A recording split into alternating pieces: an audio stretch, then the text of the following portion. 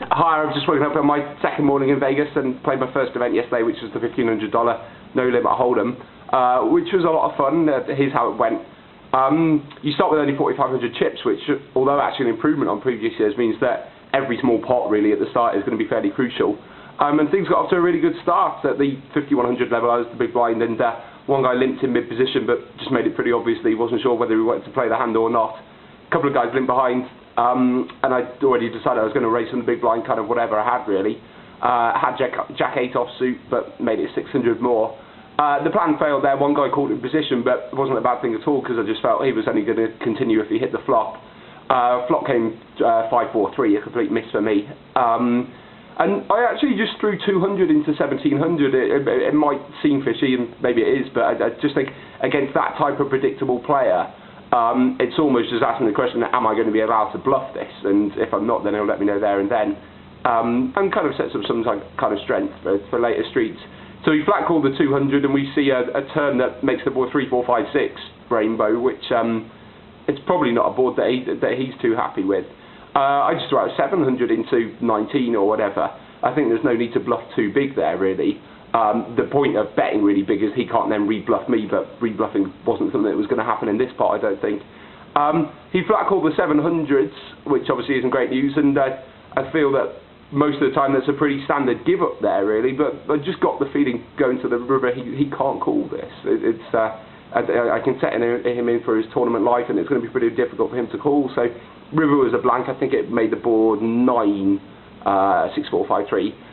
So I just chucked out 2,500 to put him in, and he passed it straight away. So that felt good, and things had got off to a good start.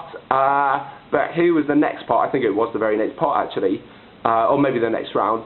Namely raised to 300, 4 callers in between, and I've got 9, 10 of clubs in the big blind, so obviously I'm more than happy to call. And the flop comes 10, 4, 2, giving me the top pair, kind of almost no kicker. And this one's tricky. I don't know what to do here, actually, especially in the tournament, but I think to lead out is pretty dicey, because I think leading out almost effectively just turns the hand into a bluff, really, in the sense that if I take it down there, obviously it doesn't matter what I have, and if I get any action in the form of a call or a re-raise, I'm probably beaten, really. So, I don't know, it just seems to me, it actually makes almost as much sense to lead out just with 2 high cards there, like King Queen or something like that.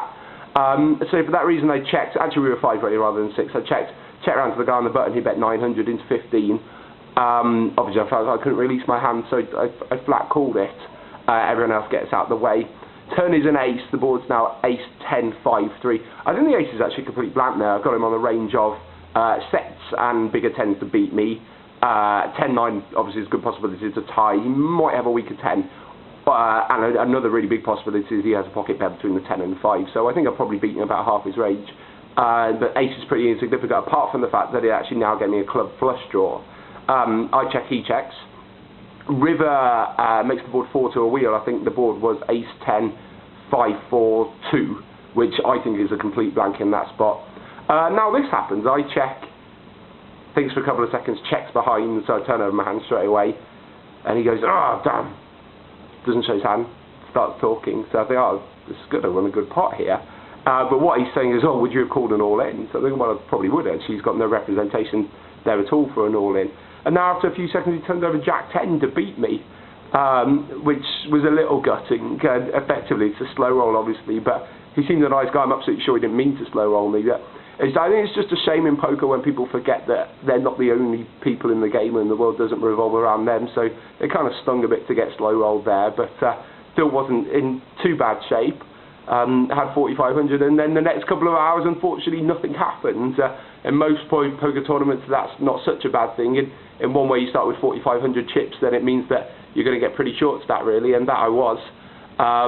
Unfortunately had a little cold deck, button big blind 10s against queens, so got down to 3,500, and then once the blinds got to 2-4, 25 ante, I was at the pushing phase. Found King Queen on the button, which is a perfect hand to push. Unfortunately got snapped by Ace King in the big blind, but hit a Queen high flop. So I thought this is going to be this is going to be absolutely great if I can suck out like this. Unfortunately, there was a Jack on the flop as well and a little 10 on the river, meaning that Queen was just another cruel red herring for me, and I was gone. But never mind, it was a lot of fun yesterday, apart from the slow roll, really.